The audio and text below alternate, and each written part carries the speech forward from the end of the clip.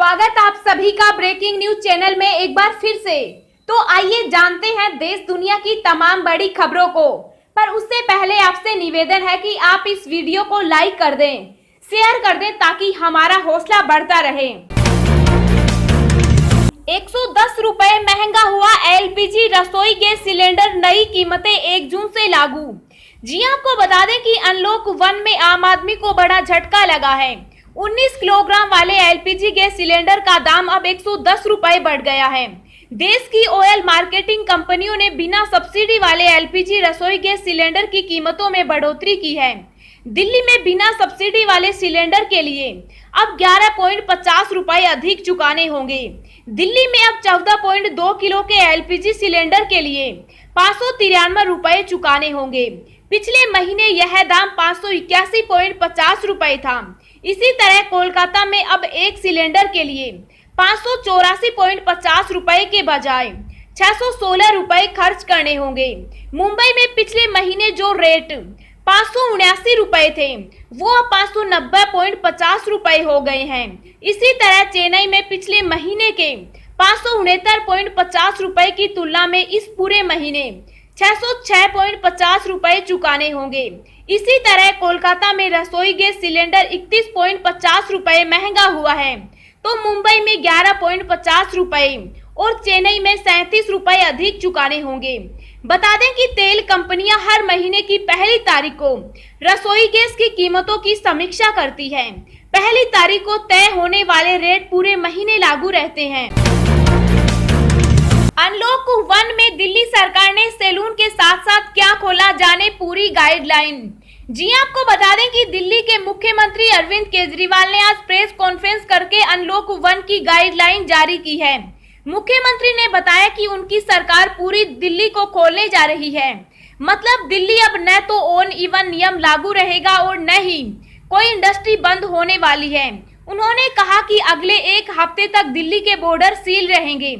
उन्होंने बताया कि इस दौरान सिर्फ जरूरी सेवाओं को आने जाने की इजाजत दी जाएगी।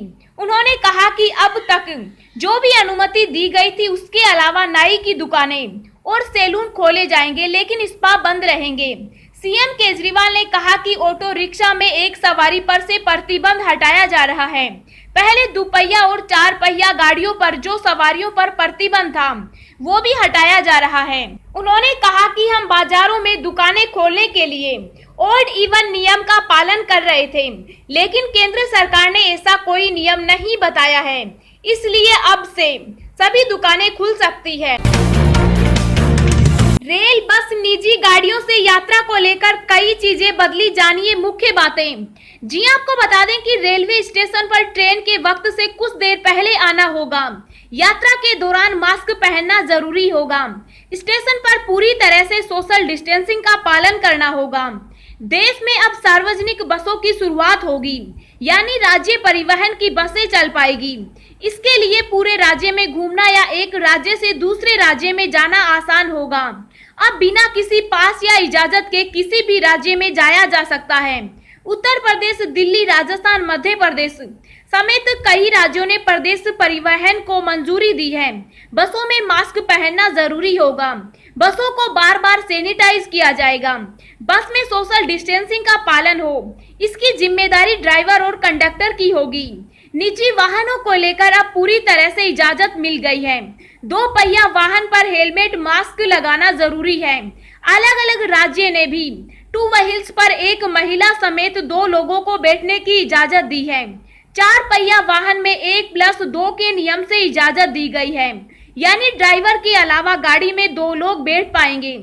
हालांकि अगर बच्चे हैं तो उन्हें छूट मिल जाएगी। ओला, उबर जैसी कैब और टैक्सी सर्विस में भी ये नियम लागू होगा। ड्राइवर, यात्री को मास्क पहनना जरूरी होगा। गाड़ी बार बार सैनिटाइज करनी होगी। देश में कोरोना संक्रमित मरीजों का आंकड़ा 1,97,682 के पार, अब तक 5,534 की मौत। जी आपको बता दें कि देश और दुनिया में कोरोना के केस लगातार बढ़ते ही जा रहे हैं। ताजा आंकड़ों के मुताबिक देश में अब तक 1,97,682 संक्रमण के मामले सामने आ चुके हैं और एक्टिव केस 98,123 हैं। जिसमें से अभी तक 5,534 लोग अपनी जान गंवा चुके। वहीं इसके बीच अच्छी खबर ये भी है कि अब तक 95,504 संक्रमित मरीज ठीक भी हो चुके। दुनिया भर में कोरोना वायरस की वजह से कुल 3,75,208 लोगों की जान जा चुकी है, जबकि वायरस से संक्रमित लोगों की संख्या 62,14,271 हो गई है। इनमें एक्टिव केस 31,83,347 हैं और खुशी की बात यह है कि अब तक 26,64,496 लोग ठीक हो चुके हैं। एसबीआई ग्राहक हो जाएं अलर्ट, ऐप के जरिए हो रहा फ्रॉड।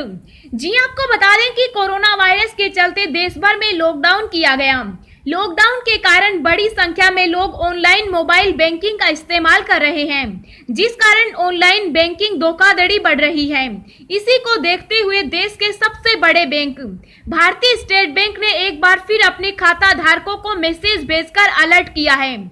बैंक ने ग्राहकों को अलर्ट करते हुए ऐप को लेकर सावधानी बरतने की सलाह दी है। बता दें कि बैंक ने अपने ट्विटर हैंडल के जरिए इसकी जानकारी दी है।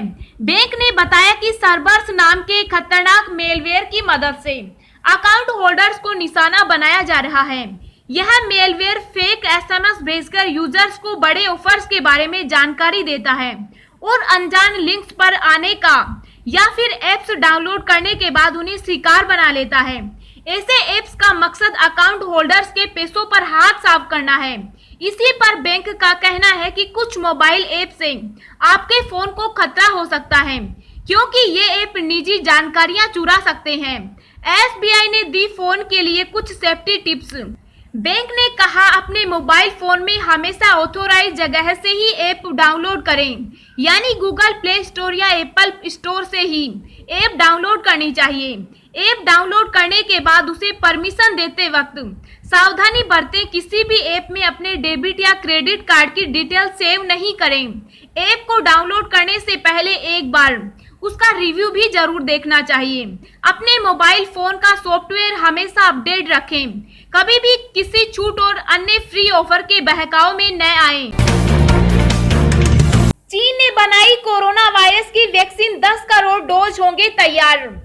जी आपको बता दें कि जिसने दुनिया को कोरोना का जख्म दिया, अब उसी ने दवा देने की खुशखबरी भी सुनाई है। चीनी वैज्ञानिकों ने कोरोना वायरस के लिए 99% कारगर वैक्सीन बनाने का दावा किया है।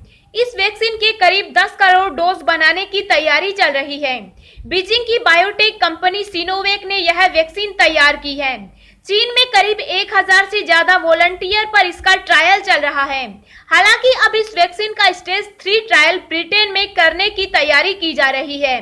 वैक्सीन बनाने वाले शोधकर्ताओं से जब यह पूछा गया कि क्या यह वैक्सीन काम करेगी, इसके जवाब में रिसर्चर लुओ बेसन ने कहा कि यह 99% तक कारगर साबित होगी।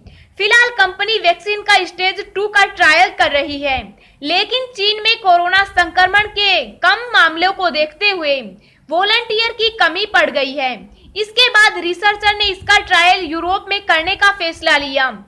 कंपनी सिनोवेक ने कहा कि हम यूरोप के कई देशों से ट्रायल के लिए बातचीत कर रहे हैं। इसके साथ ही यूके से भी बातचीत की गई। हालांकि बातचीत अभी शुरुआती चरण में है। कंपनी बीजिंग में एक प्लांट भी लगा रही है। इस प्लांट में करीब 10 करोड़ डोज तैयार किए जाएंगे। पहला प्रयोग हाई रिस्क वाले मरीजों पर। सिनोवेक का कहना है कि इस वैक्सीन का प्रयोग सबसे पहले हाई रिस्क वाले मरीजों पर होगा। इस दौरान हेल्थ वर्कर्स और बड़ी उम्र वाले लोगों पर इसका इस्तेमाल किया जाएगा। दिल्ली के बॉर्डर सील करने पर बीजेपी ने सीएम केजरीवाल से पूछा, क्या देश को बांटना चाहते हो? जी आपको बता दें कि बढ़ते कोरोना संक्रमण को देखते हुए सीएम केजरीवाल ने 7 दिन के लिए दिल्ली का बॉर्डर सील करने के निर्देश दिए हैं। इस पर अब विपक्ष ने आप सरकार को घेरना शुरू कर दिया है। दिल्ली बीजेपी सांसद रमेश बिधूड़ी का कहना है कि मुख्यमंत्री केजरीवाल अपने घर पर बैठकर राजनीति कर रहे हैं। रमेश बिधूड़ी ने एक टीवी चैनल पर कहा कि बॉर्डर सील करना कोरोना संक्रमण के प्रसार को रोकने का कोई हल नहीं है। जब पूरे देश में लॉकडाउन खुल गया है, दिल्ली में लोग काम करने आएंगे, यहाँ से लोग बाहर काम करने जाएंगे, ऐसे में आप बॉर्डर सील कर रहे हैं। लोगों को दिक्कतों का सामना करना पड़ेगा। उन्होंने कहा कि दिल्ली में एम्स, सफदरगंज जैसे बड़े अस्पताल हैं। लोग यहाँ इलाज कराने आएंगे। आप भेदभाव करना चाहते हो? देश को बांटना चाहते हो क्या? दिल्ली को कश्मीर बनाना चाहते हो क्या? उन्होंने कहा कि केजरीवाल कह रहे हैं कि दिल्ली के लोगों के लिए बेड कम पड़ जाएंगे। ये कहकर वो लोगों की सिंपैथी गेन करना चाहते हैं और इसके जरिए लोगों को गुमराह करना चाहते हैं कि दिल्ली में बाहर के लोग आ गए हैं। दोस्तों, इस वीडियो को बनाने में मुझे बहुत ज्यादा मेहनत लगती है, तो इस मेहनत के लिए वीडियो को एक छोटा सा लाइक जरूर करिएगा। लॉकडाउन 5.0 जून में इतने दिन बंद रहेंगे बैंक। यहाँ देखें बैंक हॉलिडे की पूरी लिस्ट। जी आपको बता दें कि कोरोना वायरस महामारी के प्रसार को रोकने के लिए अधिकांश राज्यों ने लॉकडाउन 5 को 1 जून से 30 जून तक बढ़ा दिया है। हालांकि देश भर में आज से 30 जून तक अनलॉक 1 लागू हो गए हैं। 4 चरणों के बाद देश में लॉकडाउन नहीं, अनलॉक के दिशा निर्देश अब प्रभावी हो गए हैं। इसके तहत देश भर में कई तरह की छूट दी गई है। अगर आपके भी बैंकों से जुड़े काम अटके हैं तो आप उसे निपटा सकते हैं, लेकिन घर से बाहर निकलने से पहले ये जान लेना आवश्यक है कि जून में बैंक किस दिन बंद रहेंगे। बैंकों की छुट्टियां मालूम होने पर आप बैंक जाने का प्लान बना सकते हैं। आइए जानते हैं जून में कब कब बैंक रहेंगे बंद। रिजर्व बैंक की बैंक हॉलिडे लिस्ट के मुताबिक रविवार और दूसरा व चौथा शनिवार को छोड़ जून में 7 दिन बैंक बंद रहेंगे। जून में 7, 13, 14, 17, 23, 24 और 31 जून को शनिवार और रविवार की वजह से छुट्टी रहेगी। इसके अलावा 18 जून गुरु गोविंद जी के कारण कई राज्यों में अवकाश रहेगा। अब हम आपको अगले 24 घंटों के संभावित मौसम पूर्वानुमान के बारे में बता रहे हैं। अगले 24 घंटों के दौरान तटीय महाराष्ट्र में भारी से अति भारी बारिश की आशंका है।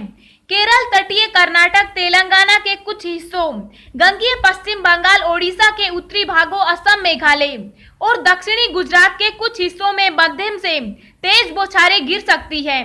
पश्चिमी हिमालय, राजस्थान के कुछ हिस्सों, मध्य प्रदेश, छत्तीसगढ़, आंतरिक कर्नाटक, आंध्र प्रदेश, पंजाब, हरियाणा और दिल्ली में कहीं कहीं हल्की से मध्यम बारिश होने के आसार हैं।